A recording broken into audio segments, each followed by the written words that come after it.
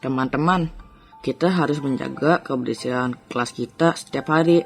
Selain lantai dan jendela, papan tulis dan meja guru juga kita harus bersihkan setiap hari. Jadinya kita bisa belajar dengan nyaman. Aku setuju, Di.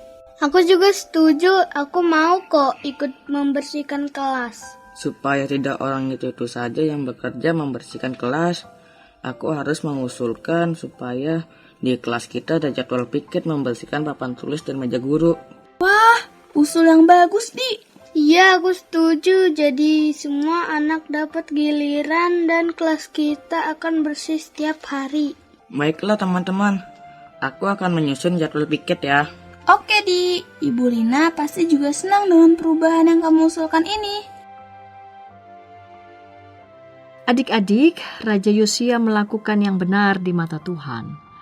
Ia tidak mau umat Tuhan menyembah berhala. Ia pun membuat perintah supaya orang-orang Yehuda bertobat, mengakui dosa dan berbalik kepada Tuhan.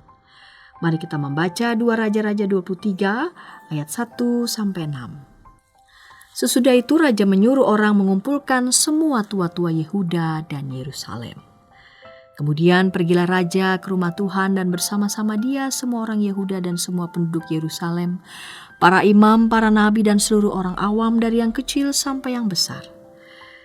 Dengan didengar mereka yang membacakan segala perkataan dari kitab perjanjian yang ditemukan di rumah Tuhan itu. Sesudah itu berdirilah Raja dekat tiang itu dan diadakannyalah perjanjian di hadapan Tuhan untuk hidup dengan mengikuti Tuhan dan tetap menuruti perintah-perintahnya, peraturan-peraturannya dan ketetapan-ketetapannya dengan segenap hati dan dengan segenap jiwa, dan untuk menepati perkataan perjanjian yang tertulis dalam kitab itu. Dan seluruh rakyat turut mendukung perjanjian itu. Raja memberi perintah kepada imam besar Hilkia dan kepada para imam tingkat 2 dan kepada para penjaga pintu untuk mengeluarkan dari bait Tuhan segala perkakas yang telah dibuat untuk Baal dan Asyerah dan untuk segala tentara langit. Lalu dibakarnyalah semuanya itu di luar kota Yerusalem di padang-padang Kidron dan diangkutnyalah abunya ke Betel.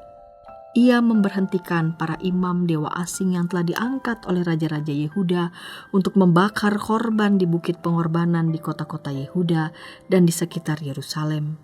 Juga orang-orang yang membakar korban untuk Baal, untuk dewa matahari, untuk dewa bulan, untuk rasi-rasi bintang dan untuk segenap tentara langit.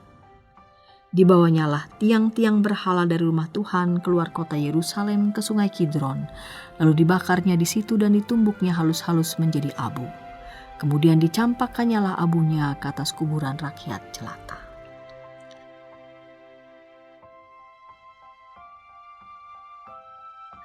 Pembaruan Yosia mengikuti prinsip Alkitab bahwa penting sekali untuk membangun rohani yang sungguh. Apabila pertobatan terjadi, kebiasaan-kebiasaan buruk ditinggalkan dan hidup sesuai dengan perintah Tuhan. Adik-adik, kita juga adalah pembaru. Orang lain akan melihat cara hidup kita dan kemudian mengetahui bahwa kita adalah anak-anak Tuhan. Karena itu, hiduplah sesuai dengan perintah dan kehendak Tuhan. Mari berdoa. Bapa di surga, ajar aku hidup sesuai dengan kehendak-Mu, sehingga diriku dapat menjadi pembaru bagi sesama. Dalam nama Tuhan Yesus, aku berdoa. Amin.